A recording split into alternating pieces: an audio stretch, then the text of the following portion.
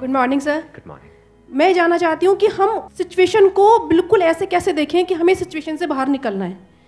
कि मान लो हमारे पास बार बार कोई प्रॉब्लम आ रही है, हम उसे फेस कर रहे हैं, फिर जो आसपास के हमारे सराउंडिंग्स के लोग हैं वो भी टाउंटिंग कर रहे हैं हम पर, नहीं तुमने पहले भी ऐसे किया था, अब फिर तुम फेल हो जाओगे इसमें, तो वहाँ जा करके हम स्टक हो जाते हैं और फिर हमारा कॉन्फिडेंस लूज हो जाता है। हम एग्जैक्टली कहाँ स्टक हो जाते हैं, जिसको आप जो वर्ड यूज कर रहे हो स्टक हो जाते हैं, मतलब आप कह रहे हो कि हम अपनी थिंकिंग में स्टक हो जाते हैं। थिंकिंग में स्टक हो जाते हैं, राइट? कि हम ओवर थिंकिंग में चले जाते हैं। ओवर थिंकिंग कि हम बैठे बैठे बस सोचते रहते हैं कि ऐसा क्यों हुआ, क्या हुआ, ऐसा नहीं होना चाहिए, कि हमारे में कुछ ऐसा हो गया तो क्या होगा, वैसा हो गया तो क्या होगा, मैं दोबारा भी ट्राई किया नहीं हुआ तो क्या होगा। हम जानते हैं कि पहले भी ऐसा हुआ था, फिर हमने उसे ओवरकम कर लिया, लेकिन बार बार वही चीज आते आते फिर वही ब्रेन का जो कंफर्ट जोन है हम फिर वहीं स्टक होने लगते हैं। और जिस कंफर्ट जोन की आप बात कर रहे हो वो एक्चुअल में ओवर थिंकिंग वाला जोन है। ओवर थिंकिंग वाला जोन है, मतलब बैठे बैठे बस सोचते रहते हैं जैसी हमारी कंडीशनिंग हुई है, कर कुछ नहीं पाते हैं। करते भी हैं तो थोड़ा सा करना शुरू करते हैं, उसके बाद वापस से वो थॉट्स हमारे ऊपर हावी हो जाते हैं। राइट? यही आप कह रहे हैं। राइट सर, प्रॉब्लम जो है इतनी ज़्यादा, क्योंकि एक्चुअली क्या लाइफ में अगर कुछ अच्छा होता है तो शायद हम प्रॉब्लम से इजीली निकल जाते हैं, बट बैक टू बैक जब आपको फेलियर्स ही मिल रहे हैं उस टाइम पे भी आपको फिर दिखना ही बंद हो जाता है कि हाँ निकलने का भी कोई रास्ता है। प्रॉब्लम सबसे बड़ी पता है क्या है, कि सबको यही लगता है कि हमारी प्रॉब्लम सबसे बड़ी है। अगर यहां पर मैं एक एक करके सबको बोलूं कि आप बताओ कि आपकी लाइफ में क्या क्या प्रॉब्लम्स आई या अभी क्या प्रॉब्लम्स चल रही है, तो आई एम श्योर कोई सोच भी नहीं सकता कि अच्छा ऐसी प्रॉब्लम्स भी कोई फेस कर सकता है क्या। तो इन प्रॉब्लम्स के बावजूद भी कुछ लोग आगे बढ़ पाते हैं, कुछ नहीं बढ़ पाते हैं। That is the big question कि एग्जैक्टली हम स्टक कहां पर होते हैं।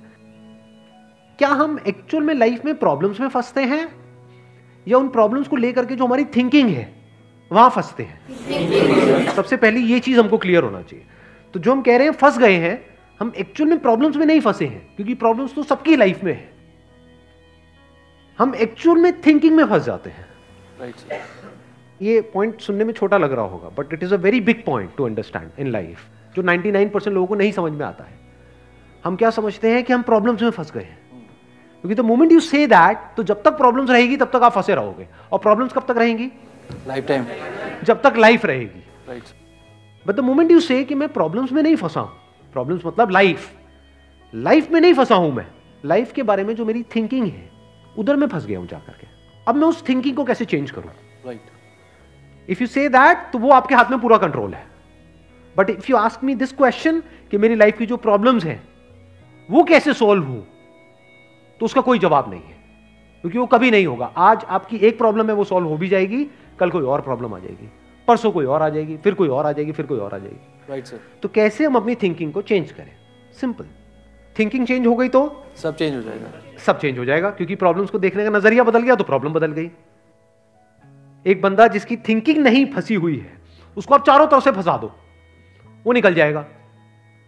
लेकिन जिसकी थिंकिंग फंसी हुई है, उसको आप जा करके दुनिया जहान के सारे रिसोर्सेज दे दो, पूरा का पूरा खजाना भी दे दो, तब भी वो नहीं निकल पाएगा, तब भी रोएगा बैठ करके कि क्या मेरे को चारों तरफ खजाने से कैद कर दिया। अरे भाई, खजाना है, कैद नहीं है। देखे ना ऐसे लोगों को जिनके पास में सब कुछ है लेकिन रोते रहते हैं। तो सब कुछ मिलना इज नॉट अ सॉल्यूशन। जिनकी लाइफ में कोई प्रॉब्लम नहीं है वो भी रो रहे हैं। सो अब आता है कि इसका सॉल्यूशन क्या है, कि we are stuck in our thought process, how to get out of it. तो सबसे पहली चीज ये समझनी है, ज्यादा सोचने से कुछ नहीं होता है, सही सोचने से होता है। अभी सही सोचना क्या है? What is right thinking, not positively सोचना। इसको भी ध्यान से समझ लेना। पॉजिटिव सोचना क्या सही सोचना होता है? फॉर एग्जाम्पल, आगे आप जा रहे हो, किसी जंगल में हो और आगे दलदल है, और आप पॉजिटिव सोच रहे हो, मेरे साथ में कभी कुछ गलत हो ही नहीं सकता, मैंने तावीज पहना हुआ है, ये मुझे बचाएगा। बहुत लोग हैं बहुत पॉजिटिव है लाइफ को लेकर के, बट क्या उनकी सोच सही है? अभी सही सोचना क्या है? सर मेरे हिसाब से मतलब इंटेलिजेंसी से सोचना, कि मतलब कुछ ऐसा सोचे कि आगे जाके हमें कोई हानि ना हो, कि एक इंटेलिजेंट माइंड से सोचे। अभी इंटेलिजेंट क्या है और फूलिश क्या है? एक है फूलिश तरीका सोचने का, बेवकूफों की तरह सोचना, एक है इंटेलिजेंस के साथ में सोचना। What is intelligence? जिसको हम इंटेलिजेंस कहते हैं, वो इंटेलिजेंस क्या है? साइंस को इंटेलिजेंस कह सकते हैं? नहीं कह सकते, नहीं कह सकते। तो किसको कहोगे? सुपरस्टिशंस को इंटेलिजेंस कहोगे? सुपरस्टिशंस मतलब क्या? बिलीफ, कुछ भी मान रखा है, उसको पकड़ के बैठे हुए हैं, उसके हिसाब से एक्ट कर रहे हैं। उसको इंटेलिजेंस कहोगे या साइंस जिस तरीके से आगे बढ़ रही है उसको इंटेलिजेंस कहोगे? एग्जैक्टली। तो साइंटिफिक वे ऑफ थिंकिंग समझना पड़ेगा, वो क्या है, उसको अपनी लाइफ में लगाना पड़ेगा, तब आप कह सकते हो आपकी जो थिंकिंग है वो सही है। अब ये साइंटिफिक थिंकिंग मतलब क्या? रियलिटी को एज इट इज देख लेना, दैट इज साइंटिफिक थिंकिंग। यही तो है, और क्या है? There are laws of this universe, उसको एज इट इज देख लेना, उसको ऑब्जर्व करना, यही तो है साइंटिफिक थिंकिंग। उन लॉज को बदलना नहीं, क्योंकि साइंस बदल नहीं सकती उन लॉज को। लॉ ऑफ ग्रेविटी को साइंस बदल नहीं सकती है, उस लॉ को समझ करके उसके हिसाब से एक्ट कर सकती है। इसी साइंटिफिक थिंकिंग को अगर हमको अपनी लाइफ में लगाना हो तो इसका मतलब क्या? एक थिंकिंग हो सकती है लाइफ से रिलेटेड, जो भी आपके दिमाग में कचरा भरा पड़ा है बचपन से लेकर के आज तक, जैसा आपको समझाया गया है लाइफ के बारे में। किसने समझाया है? वो लोग जो खुद नहीं समझते, लाइफ के बारे में अपने अपने बिलीफ्स बनाए हुए हैं, अपने अपने स्टैंड पॉइंट से लाइफ को देख रहे हैं। फॉर एग्जाम्पल, कोई हिंदू है तो एक तरीके से लाइफ को देख रहा है, कोई मुस्लिम है तो अलग तरीके से लाइफ को देख रहा है, क्रिश्चियन है तो अलग तरीके से देख रहा है। क्या सही है इन तीनों में से? क्या तीनों को सही थिंकिंग कह सकते हैं? ना, क्योंकि आपस में लड़ झगड़ रहे हैं। साइंस में कोई लड़ाई झगड़ा होता है? अगर मैं किसी साइंटिफिक फैक्ट के बारे में बात करूंगा, क्या कोई हिंदू, मुस्लिम, क्रिश्चियन आकर के आपस में लड़ सकते हैं? नहीं। तो ये सही थिंकिंग है। एक है जो हमें सही लगता है, एक है जो सही होता है। दोनों में जमीन आसमान का फर्क है। एक है जो आपको सही लगता है, एक है जो सही है। तो साइंटिफिक थिंकिंग का मतलब क्या, अगर इसको हमको लाइफ में लगाना हो तो, यानी लाइफ को आप एज इट इज देखो, ऑब्जर्व करो, फिर उसके बारे में सोचो। This is scientific thinking. और ये जो फंडा जिसकी मैं बात कर रहा हूं, इसको आप लाइफ के किसी भी एस्पेक्ट में लगा सकते हो। इसको बिजनेस में लगा सकते हो, इसको जॉब में लगा सकते हो, इसको रिलेशनशिप में लगा सकते हो, इसको हेल्थ में लगा सकते हो। बिजनेस क्या है अगर रियलिटी को एज इट इज देखना नहीं है तो? सारे झूठे भरे हैं। अब ये जो आपने कहा कि बिजनेस में सब झूठे भरे पड़े हैं, क्या ये सच है या आपका अपना एक स्टैंड पॉइंट है? अभी इन्होंने बोला कि बिजनेस में सब झूठे भरे पड़े हैं। अभी ऐसे ही यहाँ पे मैं अलग अलग लोगों से अलग अलग बातें पूछूंगा ना, तो सब बड़े कॉन्फिडेंस से बोलेंगे, as if they know it for sure. जैसे मैं पूछूंगा, हाँ भाई यहाँ पे किसी मेल का किसी का ब्रेकअप हुआ होगा, तो सारी लड़कियां ऐसी होती हैं, सब धोखेबाज हैं। ऐसे ही कोई लड़की से पूछूंगा, वो आकर के बोल देगी, सर ये तो मर्द जात तो है ही ऐसी, इससे कुछ हो ही नहीं सकता। क्या ये सच है? या आपका अपना एक स्टैंड पॉइंट है, अपना आपका एक बिलीफ है? तो ध्यान से समझ लेना, इसका जो सबसे पहला स्टेप है वो है अंदर जो भी कुछ पड़ा हुआ है आपके, जो भी आपने मान रखा है उसको छोड़ दिया। अब आप हल्के फुल्के हो गए, अब एज इट इज देखा लाइफ को, लाइफ को ऑब्जर्व किया as life, not my life. For example, anger. क्या एंगर आपका है? No sir. बट आप एंगर का सोल्यूशन कैसे निकालते हो? मुझे गुस्सा आता है, मुझे गुस्सा नहीं करना है। कभी भी आप एंगर का ऐसे सोल्यूशन निकाल ही नहीं सकते। सिर्फ आपको आता है गुस्सा या सबको आता है? सबको आता है। तो क्या एंगर सिर्फ आपकी प्रॉब्लम है या एंगर एक लाइफ की प्रॉब्लम है? Fear, if you can look at fear, not your fear और माई फियर, फियर, डर है ना, वो डर क्या है? Can you look at it? इसको बोलते हैं साइंटिफिकली चीजों को देखना। रिलेशनशिप, नॉट माई रिलेशनशिप और योर रिलेशनशिप, रिलेशनशिप। तो इस तरह से जब हम चीजों को देखते हैं ना, not from a subjective point of view but from an objective point of view, जैसे एक साइंटिस्ट देखता है,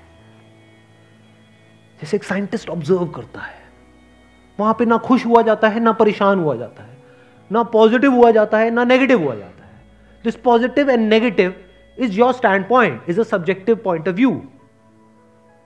इन ऑब्जेक्टिव रियलिटी, उसमें खुश क्या होना है और दुखी क्या होना है, वहां पर सब कुछ क्लियरली नजर आ रहा होता है। वहां पे कभी भी हमारी थॉट प्रोसेस स्टक नहीं होती है, हम फंस ही नहीं सकते। बिलीफ्स में आप गारंटेड फंसोगे। शॉर्ट टर्म में वो अच्छे लग रहे होते हैं क्योंकि वहां पे कंफर्ट मिलता है। जो भी हमने मान रखा है, अगर उसको पकड़ करके हम बैठे रहें और उसमें गोल गोल घूमते रहें तो बड़ा कंफर्ट मिलता है, लेकिन आगे जाकर के वो हमको फंसा देता है, एंटैंगल्ड कर देता है। बट जो रियलिटी है वो धीरे धीरे धीरे धीरे आपको आजाद करती रहती है, जितना आप रियलिटी को समझ जाते हो उस लेवल तक। यानी कि अगर इसको मैं पूरा समअप करूं जो भी मैंने अब तक कहा है उसको, ये सेशन शुरू कहां से हुआ था? फेलियर से हुआ था कि एक के बाद एक हमने लाइफ में बहुत सारे फेलियर्स फेस करे हैं। तो अब अपने फेलियर्स को ऑब्जर्व मत करो, अपने को बीच में से हटा दो, ऑब्जर्व करो ये जो फेलियर्स हैं ये क्या है। तो you will start seeing the nature of those failures, you will start seeing the causes of those failures. For example मेरी लाइफ है, अगर मेरे को उसको ऑब्जर्व करना है, दो तरीके हो सकते हैं। एक ये, अब मैं अपनी लाइफ में थोड़ा सजा रहा हूं जिससे कि आप उसको रिलेट कर सको। मैंने पास में कुछ गलतियां करी, बहुत बड़ी बड़ी गलतियां करी, मेजर लॉसेस हुए, तो एक एंगल तो ये हो सकता है मैं ऐसा कैसे कर सकता हूं। दूसरा ये है कि मैं ऑब्जर्व करूं कि एग्जैक्टली वो गलती क्या थी और उसका कॉज क्या था। तो वो दिख जाता है, अच्छा उस टाइम पे वो ग्रीड बहुत ज्यादा हावी हुई पड़ी थी। अच्छा ये ग्रीड क्यों हावी हुई पड़ी थी, इतना लालच क्यों आया हुआ था कि हाँ ये करना है, ये करना है, ये करना है, ये क्यों आया हुआ था? और ये बचपन से ऐसी कंडीशनिंग हुई पड़ी थी, बचपन से घर में यही सारी बातें सुनी थी, तो इसलिए I was acting out of that information जो मेरे अंदर फीडेड थी, and that was not correct information. वो सारी इंफॉर्मेशन गलत थी, जिसकी वजह से मैंने जल्दी से एक्ट किया, बिना सोचे समझे, बिना सही थिंकिंग के एक्ट कर दिया, उस वजह से जाकर के फंस गया। तो मुझे उस बंदे ने नहीं फंसाया, मैं खुद फंसा अपने लालच की वजह से। तो अब ये क्लियर हो रहा है हम कैसे देखते हैं। तो वंस वी सी दैट, तो अब मैं उससे पूरी तरह से फ्री हो गया, because I understood something which is very basic in life, जिसकी वजह से पूरी की पूरी लाइफ एक अलग ट्रैक पे निकल गई। क्या समझ आया? कि कभी भी ग्रीड से एक्ट नहीं करना है। अब इसको हम समझते हैं, कैसे समझते हैं? मॉरल साइंस की बुक से। वो सब बकवास है, ये लालच नहीं होना चाहिए, सबके अंदर लालच भरा पड़ा है, बट लालच हमको कैसे फंसाता है, इसको ऑब्जर्व किया अपनी गलतियों के बेस पर, और फिर समझ आया अच्छा ये होता है। लालच से ग्रोथ नहीं होती है। लालच से आप पैसा कमा सकते हो, बट उसको आप ग्रोथ नहीं कह सकते, क्योंकि आप डिग्रेड हो रहे हो, तो आप एक्चुअल में ग्रो नहीं कर रहे हो। एक्चुअल ग्रोथ में उसको कह सकता हूं जो होलिस्टिक ग्रोथ हो, उसको ग्रोथ बोल सकते हैं। आपने पैसा तो कमा लिया, लेकिन डर में जी रहे हो कि मैंने इतने घपले कर दिए हैं, अगर किसी ने पकड़ा गया तो पता नहीं क्या हो जाएगा, क्या फायदा ऐसी लाइफ का। उसको आप ग्रोथ कहोगे? Can you call it growth? ना। तो लालच से ग्रोथ नहीं होती। तो ये चीजें समझना बारीकी से, स्टेप बाय स्टेप, तो आप गलतियों का पूरा नेचर समझ सकते हो। The nature of mistakes, the kinds of mistakes, the types of mistakes, और उनके कॉजेस क्या होते हैं। और जैसे ही हमको ये सब समझ आ जाता है और साफ दिखने लग जाता है, तो वो गलतियां होनी हमसे बंद हो जाती हैं। और जितनी भी गलतियां हो सकती हैं, उन सबके अगर नेचर समझ आ जाते हैं, तो गलतियां होने की पॉसिबिलिटी फ्यूचर में ऑलमोस्ट खत्म हो जाती है। प्लस जब समझ आ गई है उसकी रियलिटी, तो वहां पे ओवर थिंकिंग के लिए जगह नहीं होती है, अपन थिंकिंग में स्टक नहीं होते हैं। Wish you all the very best, thank you so much for coming.